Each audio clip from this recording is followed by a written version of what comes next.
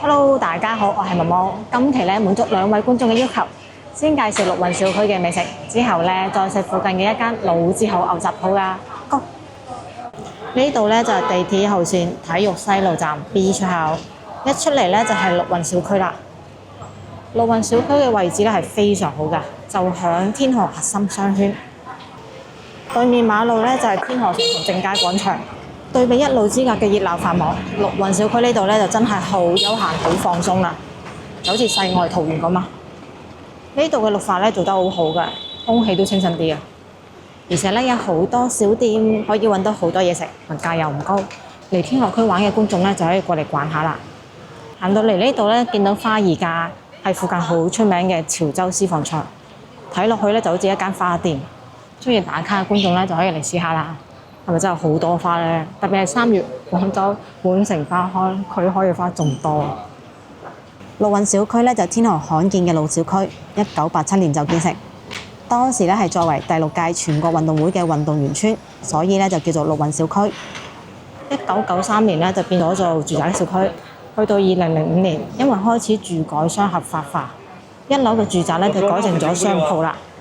依家睇到嘅1樓嘅店鋪咧，就係住改商之後由單車房改建而成嘅啦。有觀眾咧可能就唔知咩係單車房啊。其實70、80年代起嘅樓咧，響1樓都會有單車房㗎。後嚟咧都可以辦房產證，就會寫住單車車庫。咁響我讀書嗰個年代咧，陸運小區大部分咧都係居酒屋或者係中古店。廣州第一個日料集中地咧就係響呢度啦。後嚟咧就越嚟越多後生仔嚟呢度開餐廳、茶飲店、小食店。雖然陸運小區同埋東山咧都係後生仔開鋪創業嘅集中地，不過風格咧就差好遠嘅。東山嘅咧係精緻小洋房，而陸運嘅咧就精緻單車房啦。有服裝店、有食店、茶飲店，做西式嘅、中式嘅、泰式嘅、日式嘅，咩式都有。依家店鋪咧真係越嚟越多。陸運小區呢度咧就基本上冇乜酒吧嘅，最多咧都係清吧仔，因為咧係居民區，2樓咧就住人嘅。太嘈嘅話咧係會俾人投訴㗎，夜晚10點鐘就要關門㗎啦。成街都係酒吧，間間都係 cocktail 嘅，但係未到夜晚就已經好受歡迎，好熱鬧咯。可能靠近市區嘅打工人真係好需要啲酒嚟放鬆一下啦。每間酒吧咧都有唔同嘅風格。大家可以揾一間中意嘅，夜晚嚟坐一坐，感受一下。不過咧就冇勁歌熱舞咯。數唔到第幾間嘅酒吧啦，真係非常之多。今日咧雖然係工作日，但係每間店咧都非常之多人幫襯嘅，好熱鬧啊！不愧係 CBD 啊，呢邊受歡迎嘅街道咧就係咁熱鬧噶啦。依家啲清吧咧仲好中意日頭賣咖啡，夜晚賣酒嘅。每間都有唔同嘅裝修風格，呢間行嘅咧就比較廢廠風，全部都係呢種水泥牆。呢間 Ted 咧係我哋要推薦嘅店，佢主業咧就係賣咖啡嘅。不過咧我就覺得買咖啡耽誤咗佢啊。咖啡咧就一般，但係多士咧就真係好食啦。咁佢咧係可以喺微信小程序度落單嘅。我咧就已經落咗單啦，要咗嘉椰黃油多士、滑蛋牛肉多士，價格咧分別就係9蚊同埋18蚊。落單之後咧係現場製作嘅，所以要等嘅時間咧係耐一啲㗎。呢間店係真係受歡迎㗎。新鮮烘出嚟嘅麵包、咖啡，隻個香味咧就好誘人啊！雖然咧就可以現場落單，但係太忙嗰陣時咧態度會麻麻地㗎。等佢叫好咧就可以攞餐啦。呢個咧係嘉椰黃油，咁樣咧就為之一份，中間咧切開咗嘅，就4小件嚟嘅，好吸引啊！同埋新鮮烤出嚟嘅麵包好脆㗎。呢個就係嘉椰醬啦，非常之吸引嘅樣。我餓啦，開餐。咁呢間店嘅多士咧，建議一定要新鮮出爐，10分鐘之內食喎。10分鐘之後食咧係唔同嘅味道啊，兩種係差好遠㗎。我就開餐啦。外邊非常之脆，入邊就係滿滿嘅黃油味，就係一種滿足啦。雖然卡路里有啲高，上邊咧係黃油，而下邊咧就係嘉椰醬啦。首先咧係有少少鹹香味嘅，之後咧就甜甜地嘅味道，但係唔會太過甜嘅，有濃郁嘅椰香味，果然感唔重嘅。成分咧係非常之香脆㗎。喺教育路嗰邊咧都有分店嘅。如果唔想嚟天河嘅話咧，行開北京路嗰時咧都可以買佢嚟試一試㗎，真係好香咯。滑蛋牛肉 mini 呢個咧就18蚊嘅，份量咧就咁樣大細，非常之辣手啊！咪見到有滑蛋啦2層，牛肉2層，哇！仲有烤到卜卜脆嘅麵包皮，拎出嚟咧係聞到有芝士嘅香味嘅，試下個味道。大啖肉嘅感覺，同食漢堡包好似。佢嘅皮咧就唔夠啱先多士嘅脆。蛋咧非常之滑，咁牛肉咧雖然有少少鹹，但係有牛肉嘅鮮味，都唔錯嘅，比較健康嘅。佢調味咧就冇多士咁有罪惡感，因為佢係有少少芝士啫，冇咁多嘅黃油啊，就係肉量比較足嘅一份小食咯。如果唔想食咁多嘢嘅話咧，過嚟齋試呢個加椰黃油多士就得啦。呢個咧係最好食嘅。食完我哋就繼續逛啦。打卡勝地嘅好處係見到好多靚女啊！睇下仲有咩有趣嘅先。呢間咧都出名㗎，媽媽麵，食泰國口味嘅麵嘅。呢間銅鑼燒店咧，好似都好有趣啊！咁佢咧係名廚嘅睇到佢製作㗎，好過癮。而且銅鑼燒啊都比較大隻嘅，鬆餅嘅感覺真係好啊，好治愈啊！而行到嚟呢度咧，就有好多嘅康樂設施，充滿咗生活氣息啊！非常之多街坊咧喺度捉棋啦、傾偈啊！哇！你睇呢個亭仔幾受歡迎。仲有好多老人住喺呢度㗎，聽到麻雀聲啊！行到嚟呢度咧咁開闊嘅，不過咧都仲係屬於陸運小區㗎。兩邊咧有更加多嘅鋪頭啊！睇到正前方嘅中信大廈嘅，我哋睇睇兩邊嘅鋪頭啊。用心嘅嘢賣蛋糕嘅，普寧腸粉梗係賣腸粉㗎啦。彩票店啊、咖啡店、茶飲店、飾物鋪，甚至係連2樓都有鋪頭㗎。跟住玩貓貓嘅店。呢啲貓貓店咧喺呢邊真係好受歡迎㗎。咁國內咧有好多呢種類型嘅店喎，玩狗嘅、玩鴨嘅、玩豬嘅，各種各樣嘅。不過最受歡迎咧都係茶飲店，喺每一間茶飲店咧都坐滿晒人㗎。裝修咧真係間間都唔同款嘅，好有創意啊！嗱，呢度2樓咧有一間玩貓貓嘅店啦，貓城堡啊。上面咧仲有手工作坊嘅店鋪嘅，賣冰糖葫蘆、食榴蓮。哇！好多寵物店啊，第3間啊，短短一條街。咁啊，外邊嗰啲咧，好似公仔唔得意啊，係因為真係公仔嚟嘅。華夫餅店9個9咋。呢間朗橋臭豆腐咧都幾好食嘅，我之前咧都拍過江南西嗰間分店。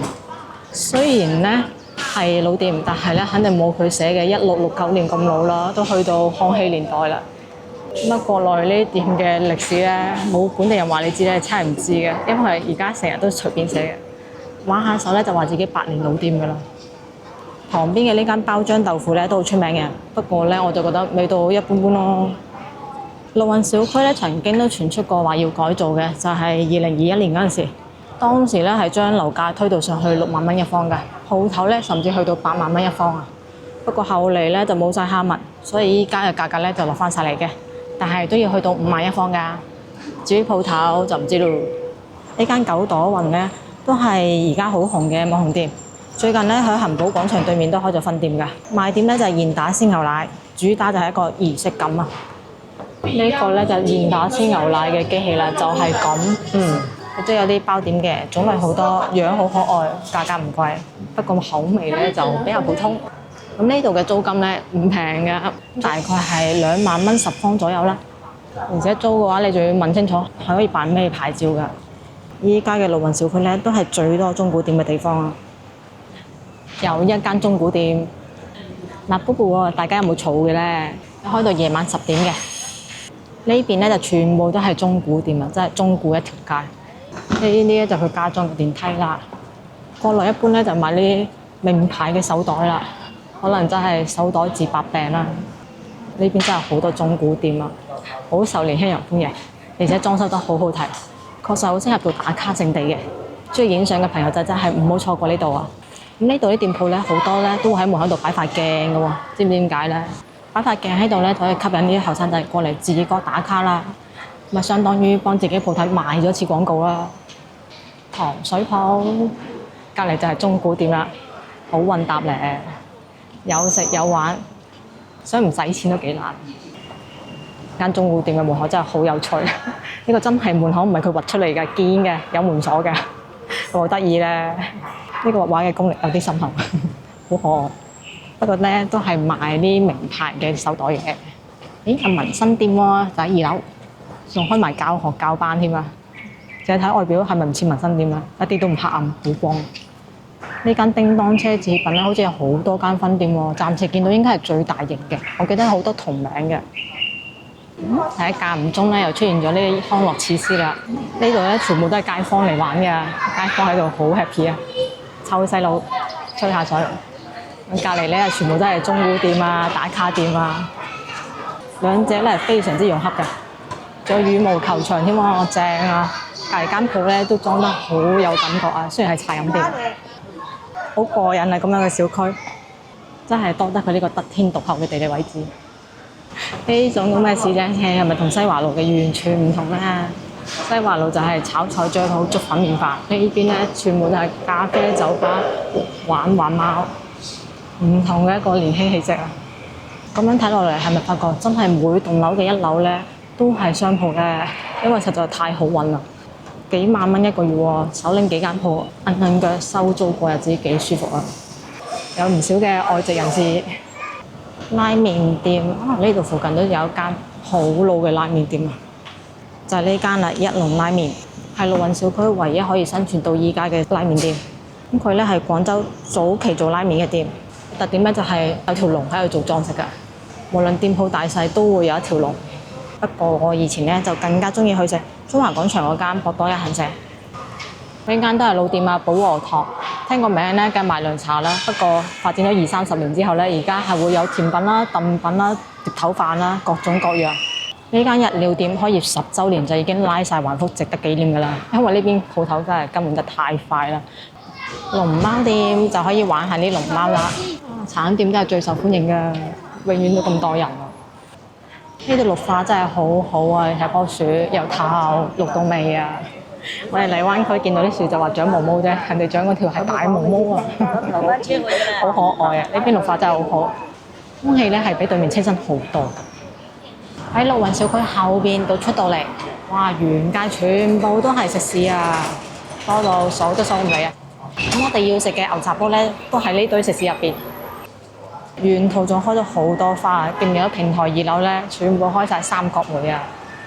真係好過癮嘅對比啊！後邊咧係玻璃幕牆，前邊咧就老舊小區，仲有呢種咁樣嘅270度陽台，其實以前係好矜貴嘅，但係而家一對比，你覺得邊個矜貴啲？好啦，我哋去揾嘢食啦。呢度兩邊咧都有好多餐廳，有唔同種類嘅食肆啊！如果嚟到體育西唔知食咩嘅話咧，就要嚟體育西橫街呢度睇一睇啦，真係咩都有㗎。雞煲啦、牛煲啦、燒烤啦、重慶火鍋、海鮮，各種各樣。呢間咧就我哋要食嘅工人記牛莊啦，最出名咧係牛雜煲，咁係開咗好多年嘅店。不過咧就肯定唔係佢宣傳嘅1910年咁離譜啦，但係30年左右就肯定有嘅。最初期咧係開向北京路嗰邊嘅，我第一次食咧都係20幾年前啦。我哋揾位坐低先，而家啱開始飯市，未係好多人，啱晒。幾好服務，幫手淥埋碗啦，唔識淥碗嘅嚟學習一下。調料小台有幾種揀㗎，沙茶醬、花生醬、芝麻油、豉油、蝦米醬。點解係蝦米醬嘅？明明就係辣醬。大家都唔好睇佢字啊，睇貨啦。非常之辣嘅辣醬啊！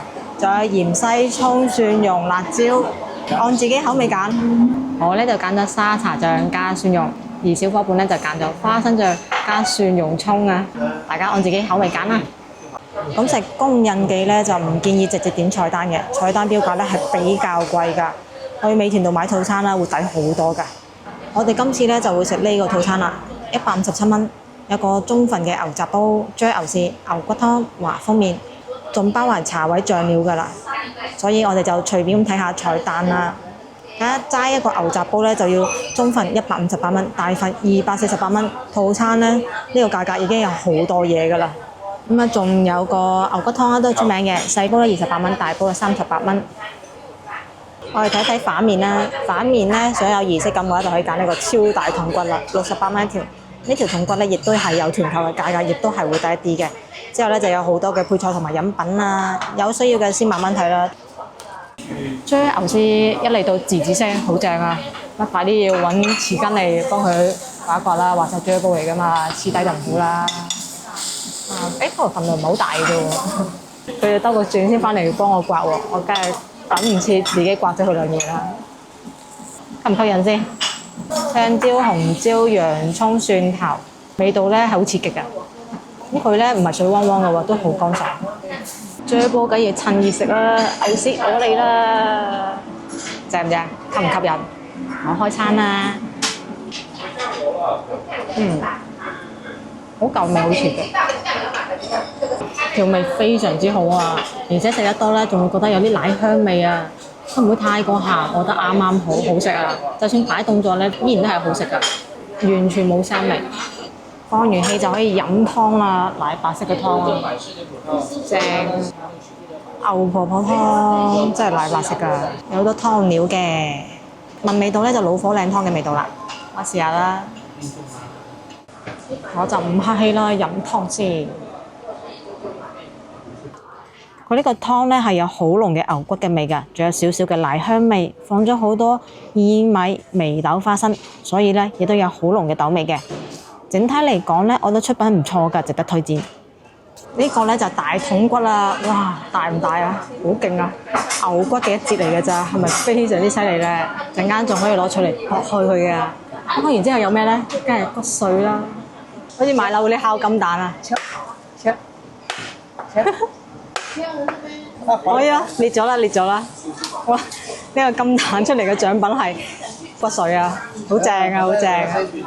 佢啲骨髓係好濃稠㗎，呢係真係白色㗎啲骨髓，精華啊！加少少湯落去咧，就可以好方便咁樣飲咗佢㗎啦。等開餐，全程服務員好主動咁樣，好積極咁樣嚟服務㗎喎，好過癮啊！咁樣嘅飲法你試過未啊？一條骨咧分成咗2煲，呢碗咧梗係俾小伙伴啦，補補。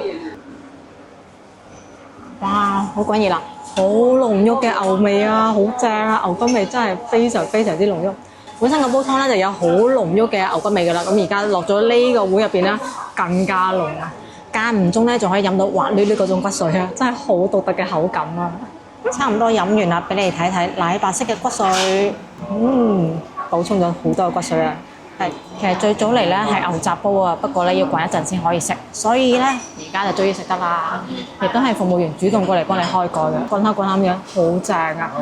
有好多嘅麵筋啊，有好多嘅牛雜啦、牛肚啦、牛腸啦、牛筋啦，哇料都係好多嘅喎。趁熱開餐啦！我試咗我中意食嘅牛肚先啦，切得都好靚喎，好入味喎，調味唔錯。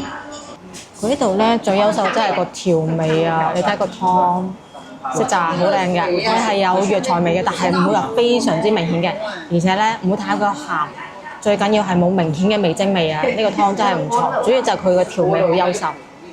係調得啱啱好啊！而且牛雜咧係炆啦夠腍噶啦，入味，亦都洗得好乾淨，冇異味嘅，唔錯。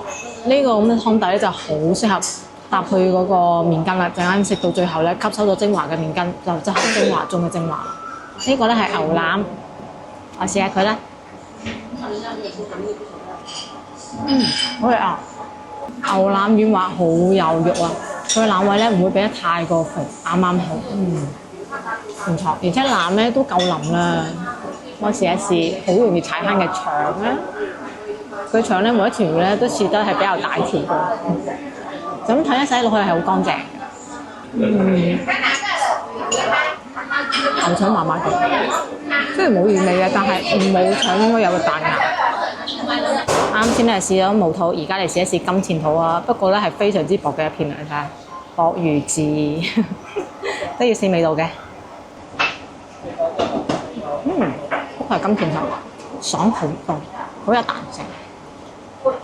好，而家嚟試一試呢個係牛筋，牛筋反而唔錯啊，好大條筋啊，半透明嘅感覺就覺得正啦，膠質滿滿。牛筋係最正，夠厚，一樣都係爽口，但係牛筋嗰種爽咧，可以慢慢入到去就爆開咁咯，好正。料咧真係好多㗎，仲有好多嘅蘿蔔啊，最後梗要試一試蘿蔔係咪入味啦。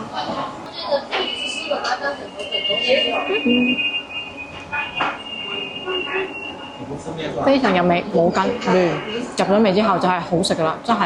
呢度嘅牛雜湯好正，好有料到，因為每一嚿蘿蔔咧都係咁大嚿，但係每一嚿咧都可以入味喎，係唔錯嘅。好大條牛筋啊！除咗牛筋之外咧，我見啊仲有大隻嘅原粒冬菇啊！佢呢煲嘢呢料咧唔少嘢喎，越食越有驚喜喎。最出色嘅係呢度嘅調味啊！食到差唔多，係時候試下精華嘅麵筋啊！哇，好綿啊！佢啲麵筋唔會太油，真係吸收晒呢個汁嘅味道，精華好食。佢哋呢個牛雜煲咧，藥材味真係唔明顯，而且唔會太過鹹，就係主要食個牛嘅鮮味啦。呢個調味咧係一流嘅，就係選材方面咧，可能有部分咧要重新認真篩選一下咯，但係都值得食嘅。咁你推薦係點樣調個醬啊？本土食咧，係沙茶。哦。沙茶同埋嗰個蒜蓉。咁咧你溝少少呢啲牛雜汁佢一整就得啦。你中意辣椒你加少少辣。你中意香辣得，中意啲湖南嗰啲辣椒仔嗰啲啊。學到嘢啦！好啦，加油啦！我哋食飯先啦。好。等我就整一個我哋本土人食嗰啲豆腐花俾你哋。哦。超級正。你自己呢度磨嘅？自己整㗎。哦，自己整嘅真係。你一食就知㗎。係咪啊？呢個大概限40-50份啦。好。好嘅，唔該晒。非常之有儀式感啊！山泉水做嘅豆腐花，因為我哋要咗個大筒骨啊，老細話費事你熱氣上火啊，俾個豆腐花你下一下火喎，好驚喜啊！而且有降冰㗎，係啊，滿滿嘅仙氣啊！呢個咧就豆腐花啦，每日咧話限量供應30-40碗嘅咋，紅豆餡，仲有薄荷葉，個賣相咧係滿分嘅，非常之精緻啊！咁我就唔客氣啦，再靚嘅嘢食咧都係攞嚟食嘅。真係好滑，得唔得啊？比較係紅糖，端嘅感覺，真係唔係我手震，係佢就係咁震騰騰，我好開心。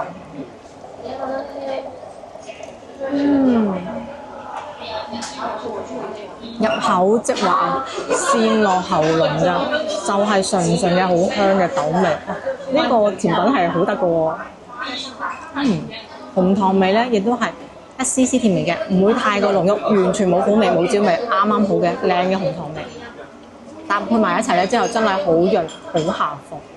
我直頭覺得佢呢度嘅豆腐花好食過佢嘅牛雜啦，佢係好濃嘅豆味啊，濃到好似濃豆漿咁犀利啊，但係完全冇豆青味㗎，真係啱啱好，而且咧口感係非常之滑㗎。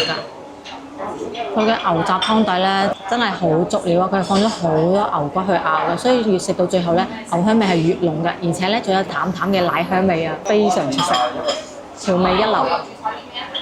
最後食嘅最精華華豐麵啦！